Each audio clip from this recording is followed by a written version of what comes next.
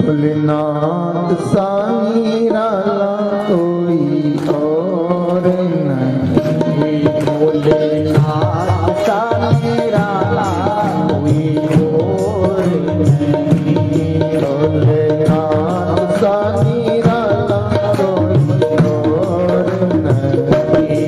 भोलेनाथ साईं राला कोई और नहीं। कोई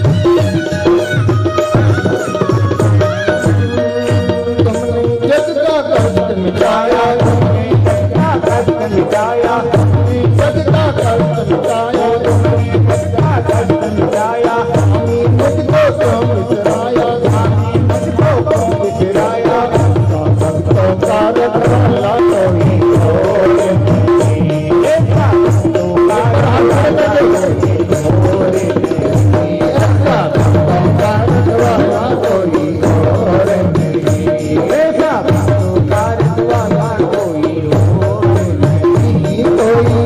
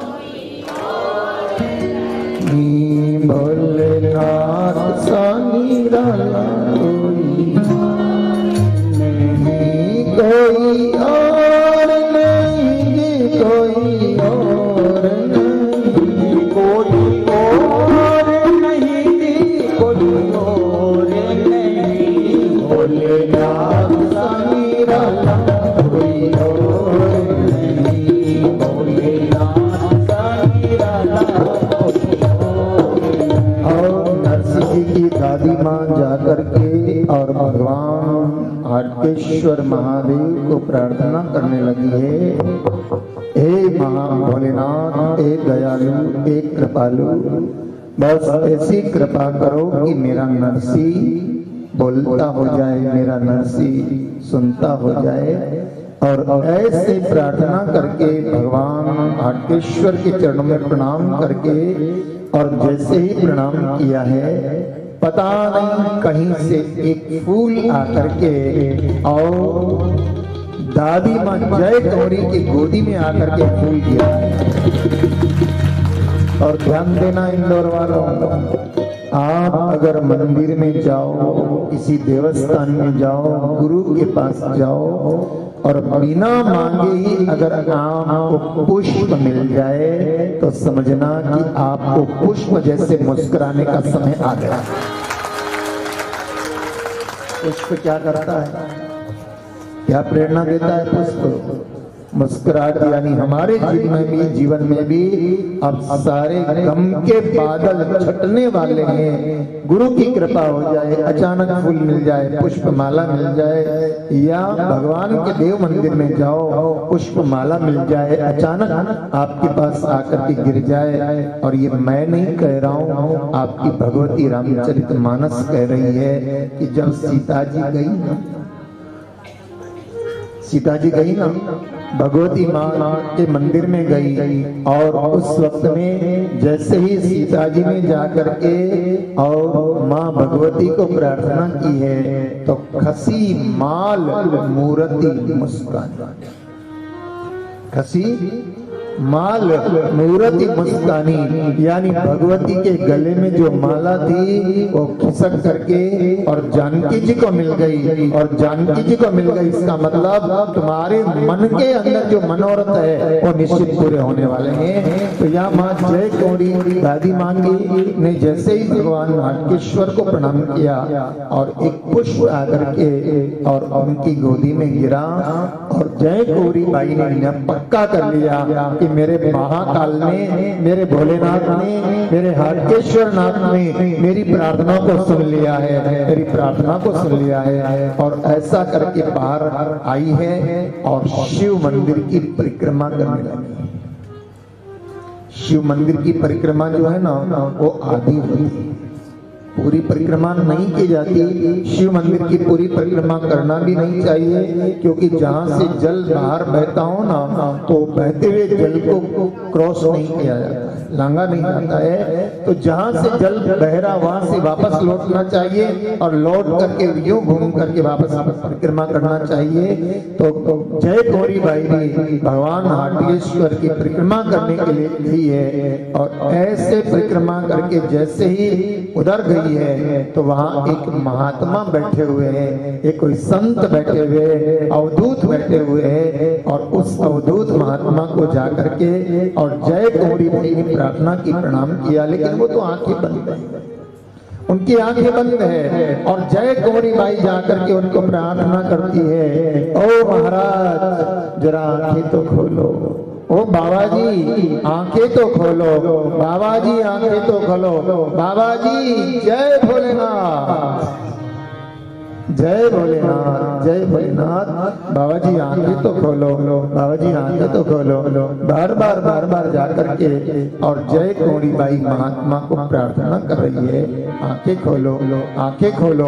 और वो महात्मा जो ध्यानस्थ थे, वो महात्मा जो आंखें बंद थी और ध्यानस्थ महात्मा की आंखें जैसे ही खुली तो महात्मा ने कहा, माई क्या बात है, क्या बात है, तुम उदास क्यों हो, तुम रो क्यों रही हो, क्या बात है माई, तुम्हारा उदासी का कारण क्या है। तो जय गौरी बाई कहती है, महाराज मेरी और कोई उदासी नहीं है, लेकिन मेरा ये 5 वर्ष का पोता नरसी बोलता भी नहीं है और सुनता भी नहीं है, महाराज कृपा करो इसको बोलता हो जाए, ऐसी मेहरबानी करो। और ऐसा कह करके और बालक नरसी को उन संत के चरणों में डाल दिया।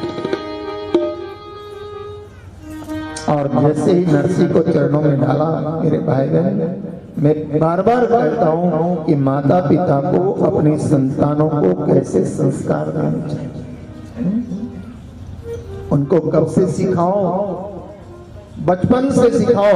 अब वो बच्चा आपका 18 का हो गया और उसको बाद में तुम कहोगे कि बेटा प्रणाम कर, बोले तुम कर, बोलो ना,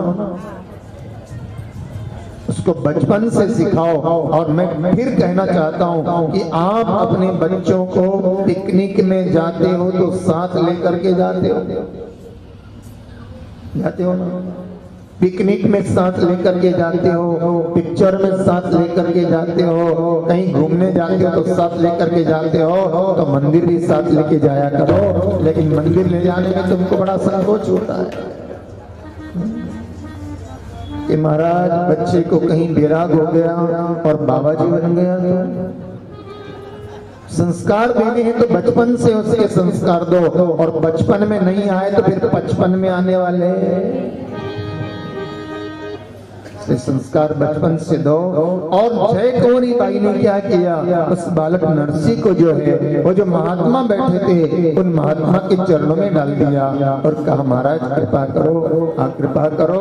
महात्मा ने आंखें खोल करके और करुणा की दृष्टि से देखा, किसकी तरफ देखा, बालक नरसी की तरफ देखा, जो बोलता भी नहीं है, जो सुनता भी नहीं है, उस बालक नरसी की तरफ देखा और देख करके महात्मा के मुख से निकला, बोलो बेटा राधे कृष्णा, राधे कृष्णा। कहा संत ने।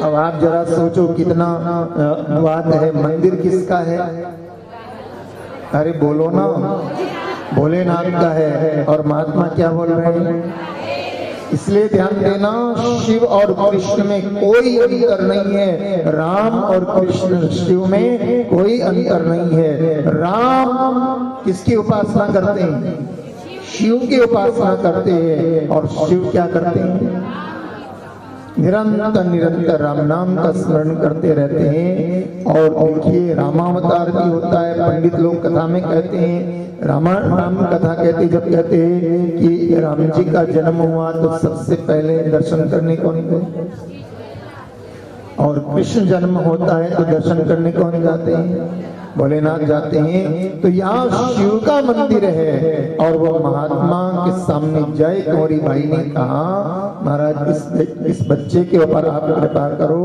और महात्मा ने क्या कहा, जैसे ही नरसी ने उनको प्रणाम उनके चरणों में डाल दिया जय गौरी बाई ने, तो महात्मा ने क्या कहा, बेटा बोलो राधे कृष्णा, राधे।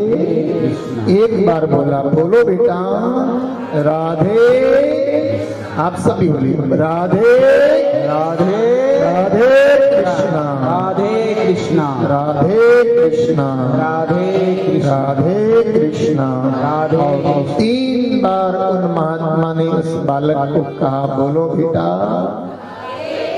राधे कृष्णा राधे कृष्णा।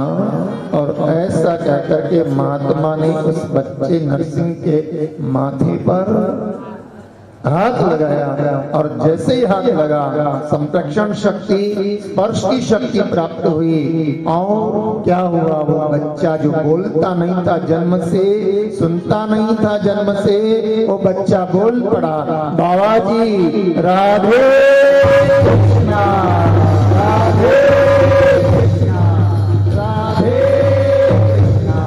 वो बच्चा नरसी बोल पड़ा, राधे कृष्णा राधे कृष्णा। जय गौरी बाई तो धन्य हो गई। मेरा नरसी बोलता हो गया, मेरा नरसी बोलता हो गया, मेरा नरसी सुनता हो गया।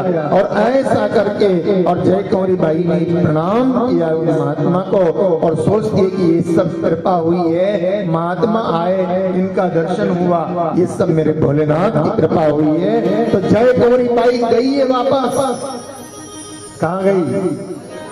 भोलेनाथ के मंदिर में भोलेनाथ को धन्यवाद करने के लिए गई है और कहा, भोलेनाथ आपकी बड़ी कृपा हुई। और ऐसा कह करके लौट करके आई। सोचा महात्मा को आज घर ले जाऊं, भोजन करवा दूं। इन्होंने मेरे नरसी को बोलता कर दिया, लेकिन वापस आकर के देखा तो महात्मा तो गायब थे। जानते हो, ये नरसी को बुलवाने वाला कोई और नहीं था, मेरा भोलेनाथ ही साबित करे। कौन आया? भोलेनाथ ही संत बन करके आए थे। और अब तो जय गौरी बाई बड़ी आनंद के साथ में नरसी को लेकर के आई है। और नरसी जी के जो बड़े भाई हैं, बड़े भाई के पास आकर के, और जिनका नाम है बंसीधर, और बंसीधर की पत्नी जो है यानी नरसी जी की भाभी जी, वो भाभी जी नरसी जी को गूंगा और बहरा समझ करके बहुत बहुत बहुत ताने मारा करती थी। और उसी के सामने दादी जय गौरी बाई आती है और घर में आकर के कहने लगी, ओ बहू देखो मेरा नरसी बोलने लग गया है, मेरा नरसी बोलने लग गया है, मेरा नरसी बोलने लग गया है, मेरा नरसी सुनने लग गया है। लेकिन बंसीधर की पत्नी ने सोचा, ये बुढ़िया माई की बुद्धि खराब हो गई। अरे जो जन्म से ही नहीं बोलता, जन्म से ही नहीं बोलता है, जन्म से ही नहीं सुनता है, वो बच्चा कैसे बोल सकता है? ये रोज रोज कहते मेरा नरसी बोलता हो जाएगा, आज भी ऐसा ही हुआ होगा। तो जय गौरी बाई की बात तो सुना अनसुना कर दिया। लेकिन दौड़ करके जय गौरी बाई आती है और आकर के अपनी बड़ी बहू को कहती है, देख बहू मेरा नरसी बोलता हो गया है। और नरसी को पास में ला करके कहा, बोलो नरसी। अरे बोलो ना, आपको 3 दिन बोलना है। राधे राधे कृष्णा राधे कृष्णा राधे कृष्णा। बंसीधर की पत्नी यानी नरसी जी की भाभी को लगा कि ये क्या चमत्कार हो गया, ये क्या चमत्कार हो गया, नरसी बोलता हो गया, ये क्या चमत्कार हो गया। और अब नरसी को राधे कृष्ण का भाव जगा है और राधे कृष्ण बोलना शुरू किया है। और धीरे धीरे नरसी जी बड़े बड़े। तो दादी माँ क्या चाहती है? दादी माँ चाहती है कि नरसी जी बड़े हो गए तो नरसी जी का शादी करवा दो। बंसीधर जो है वो तो बहुत अच्छी पोस्ट पर सरकारी नौकरी में है, लेकिन अभी नरसी जी ने कुछ धंधा कामकाज नहीं किया। लेकिन दादी माँ की क्या इच्छा है? नरसी जी की शादी हो जाए। अब दादी माँ के आगे जो है वो बंसीधर भी कुछ बोले नहीं और योग्य कन्या देख करके और नरसी जी का क्या कर दिया? ब्याह कर दिया। अब नरसी जी का विवाह हो गया। लेकिन क्या है, नरसी जी का ब्याह हो गया तो नरसी जी की भाभी बोलती है कि पहले तो एक को खिलाना पड़ता था, पहले तो एक को खिलाना पड़ता था और ये नरसी की पत्नी और आ गई, अब दो को खिलाना पड़ रहा है। और ये काम का न काज का नरसी काम का न काज का, दुश्मन अनाज का। अब ये भाभी जो है ना नरसी जी को क्या करती है, ताने मारती है, देवर जी कुछ काम काज किया करो, ये खुद का भी खर्चा नहीं चलता है और घर में तुम एक और ले आए, घर में एक और ले आए और खुद का भी काम नहीं चलता, और जो कुछ भी कमाते हैं मेरे पति मेरे पति का कमाया हुआ सब खा रहे हैं। लेकिन मैं आपसे निवेदन करना चाहता हूँ मेरे भाई बहन, कभी ऐसा अहंकार मत करना कि हम किसी को खिला रहे हैं, कौन खिलाता है बोलो ना। कोई किसी को खिला नहीं सकता है, सबके दाता कि दाता एक राम, भिखारी सारी दुनिया, दाता एक राम, भिखारी सारी दुनिया, दाता एक राम, भिखारी सारी दुनिया, दाता एक राम, भिखारी राम एक देवता पुजारी सारी दुनिया, राम एक देवता पुजारी सारी दुनिया, दाता एक राम, भिखारी सारी दुनिया, दाता एक राम। अब बार बार ऐसे ताने भाभी कसा करती है और अब तो नरसी जी को ये लगता है कि भगवान भोलेनाथ की कृपा से मैं भूलता हुआ, भोलेनाथ की कृपा से मैं सुनता हुआ और भगवान भोलेनाथ ही मेरे आराध्य है।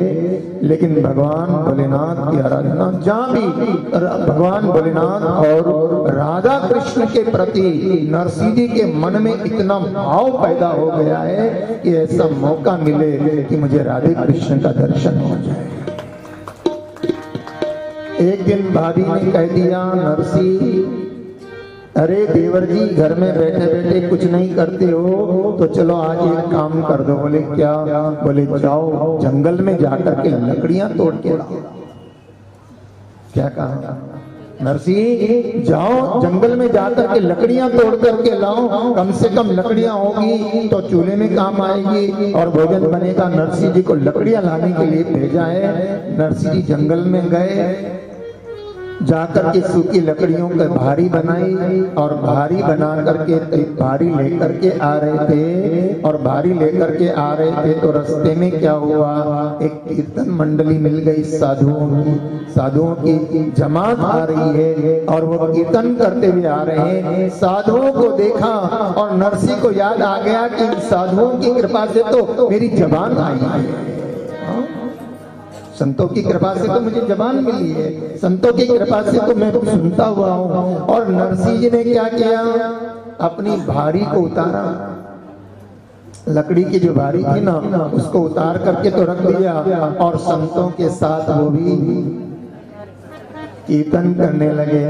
गोविंद मेरो है, गोपाल मेरो है, गोविंद मेरो है, गोपाल मेरो है, गोविंद मेरो है, गोपाल मेरो है, गोविंद मेरो है, गोपाल मेरो है, श्री राम के बिहारी नंदलाल मेरो है, श्री राम के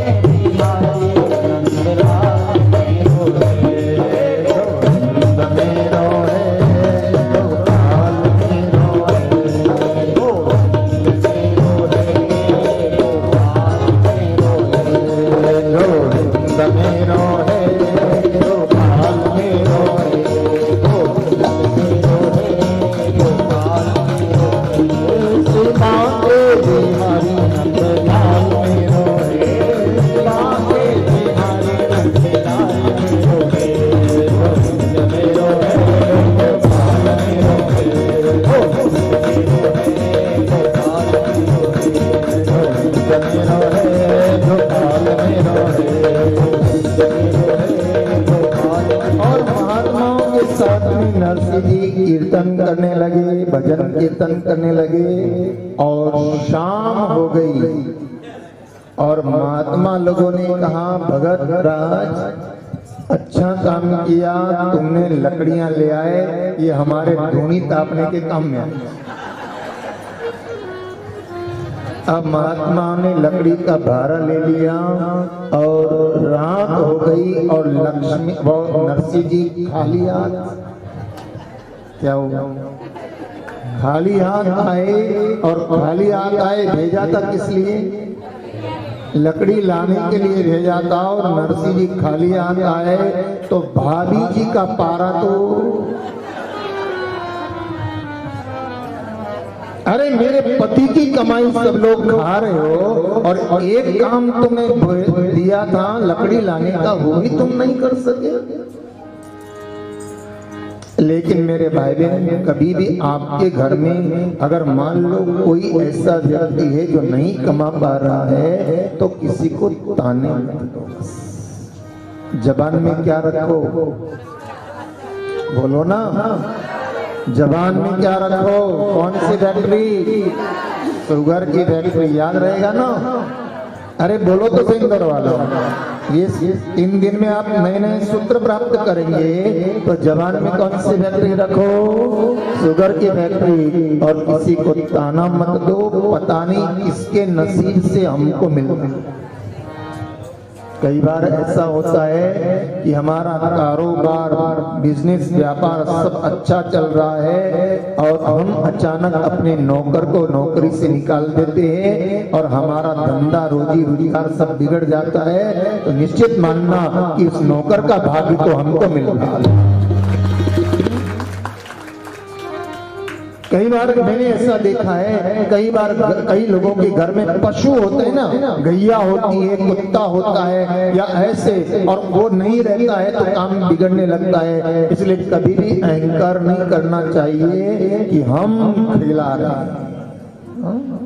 घर में 5 सदस्य है, 10 सदस्य है और किसके भाग का हम सबको मिल रहा ना, किसके नसीब से हमको मिल रहा है। इसलिए कभी भी व्यक्ति को क्या नहीं करना चाहिए, अहंकार नहीं करना चाहिए। लेकिन भाभी तो